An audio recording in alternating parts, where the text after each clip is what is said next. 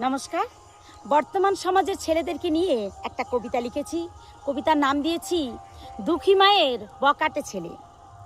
এই যে ছেলে লেখাপড়ায় মন না দিয়া ঘুরতাছস যে মেয়ের পিছে, জানোস একটা মেয়ের পিছে রোজগার কত খরচ আছে? তুই তো কোনো কাম জানোস না, খাওয়াবি কি হিসাব আছে?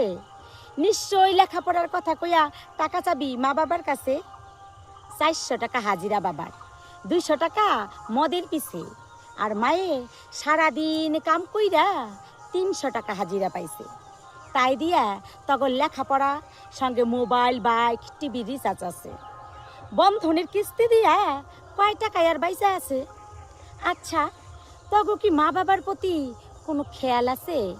তগর দাবি মিটাইতে চাইয়া তারা দিন রাত খাইটা খাইটা কেমন শুকাইতাছে।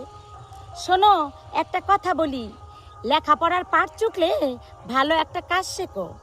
বাড়িতে স্বাস্থ্যসম্মত পায়খানা ঘর বানাও, আর বোনের বিয়ার জন্যে ভালো একটা ছেলে দেখো।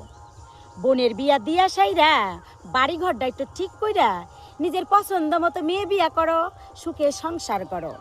মদ, গাঁজা, বিড়ি, সিগারেট এইসব না খাইয়া নিজেও সুস্থ থাকো, সমাজটারও সুন্দর রাখো। কেমন? নমস্কার। আমার কবিতাটা যদি ভালো লেগে থাকে অবশ্যই লাইক, কমেন্ট, শেয়ার করে দিয়ে সবাই পাশে থাকবেন। ভালো থাকবেন, সবাই সুস্থ থাকবেন, সাবধানে থাকবেন, সতর্ক থাকবেন।